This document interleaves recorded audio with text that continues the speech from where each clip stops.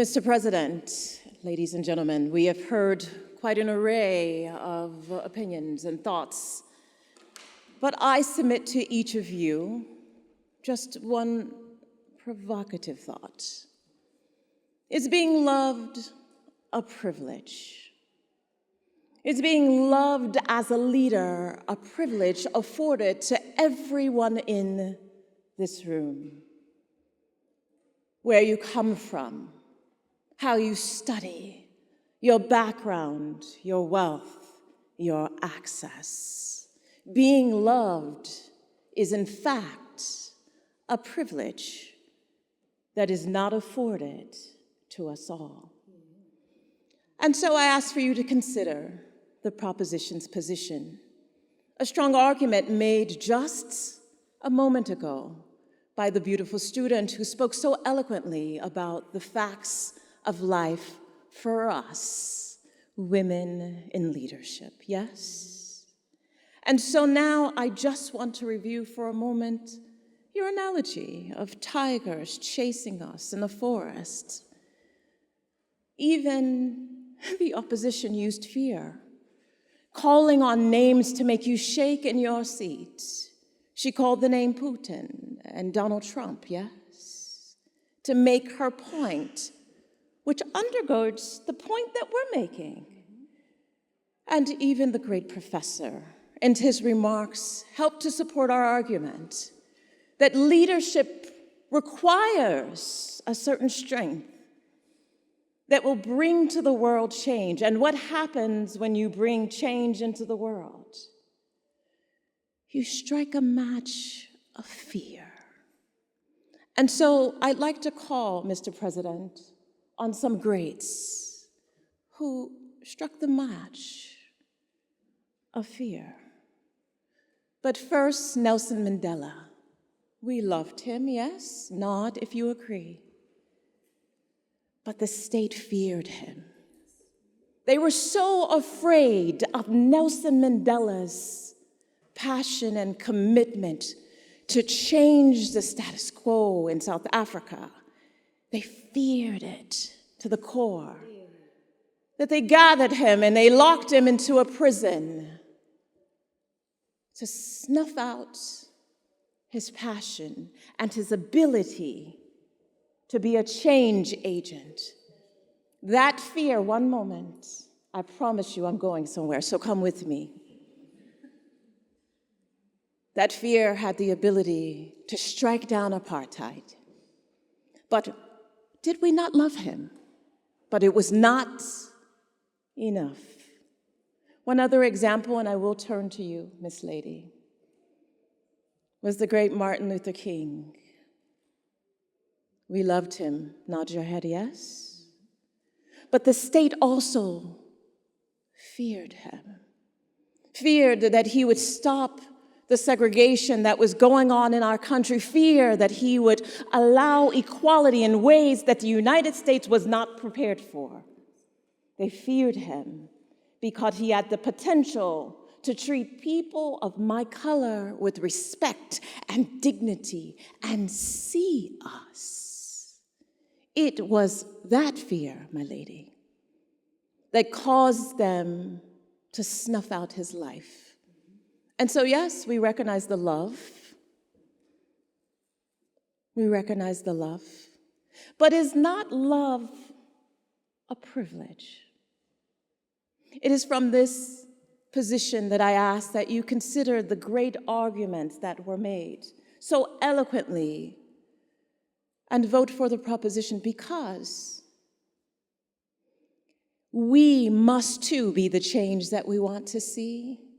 Even if it evokes fear.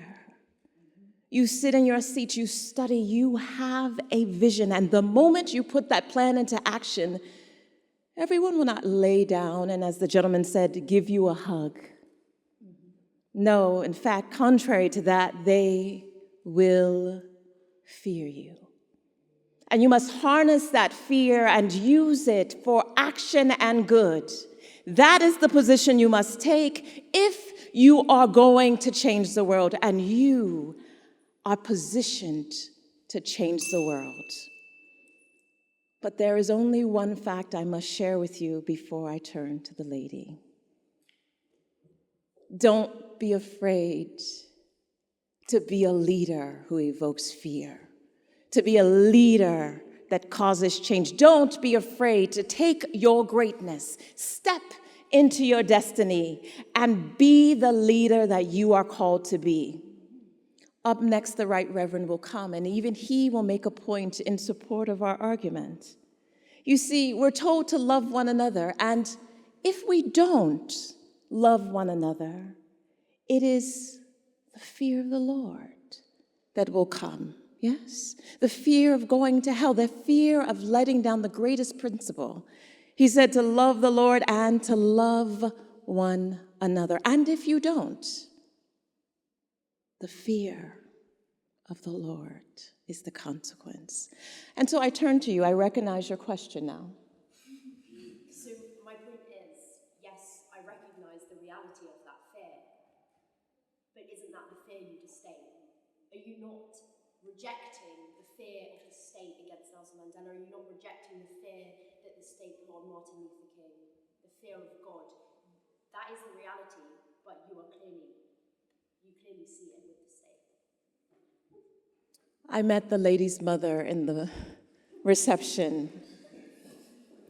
And as a mother, I know that you fear for your daughter to walk into a world that rejects the idea that she, in all of her greatness, will not be recognized for her brilliance, for her tenacity, for her boldness, for her vision. The question that was put to me in response to evoking Nelson Mandela and Martin Luther King was, are you not in some ways endorsing that fear? But no, it is quite contrary to that. If they had not been such bold visionary leaders, then the fear would not have been present. The pressure, the propelling of their thoughts would have never been heard by this great world. And so each of you, as you consider one moment, I'm getting to the greatest point of all. And the greatest point of all is that you, sir, with your boldness, with your courage, you will plant a seed that will grow into something that we have yet seen, but we need. So do not ever think that that greatness that will cause fear is not needed at this moment, not required, and that there is not an urgency for it, because I submit to you that it is. There are 2 points of question. I welcome each of them. Please stand. Yes. Is there not a meaningful distinction between the fear that striking fear of your opponent and having fear of you existing your subjects? Is there not a distinction between the enemy fearing you and your own men fearing you? Ideally, you should have the enemy fear you and your men love you. But I'm not. When you make the distinction with King and with Mandela, it seems as if you're saying they're feared by the enemy. Well, of course they should be feared by the enemy. They shouldn't be feared by their own people. So is there a distinction then in finding the enemy? You know, the greatest fear really is being mediocre. I have the mic because you have made your point. And I am appealing to each of the folks who must vote in just a short moment. I'm told that I only have 1 minute, 10 seconds, 9 seconds, 8 seconds, and my point is this.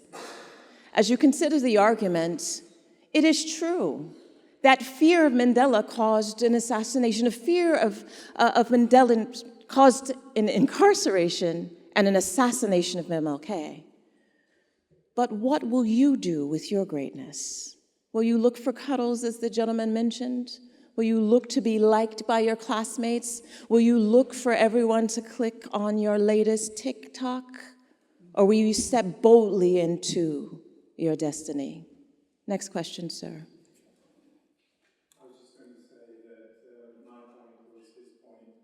I would add to that only that he is faithful to what Machiavelli had in mind. Machiavelli had in mind that success in one's own aims is achieved, better achieved by those who follow you, fear you, rather than love you, not your adversaries. It was 1933 when Franklin Delano Roosevelt made a very simple statement. There is nothing to fear but fear itself. And with that, I rest.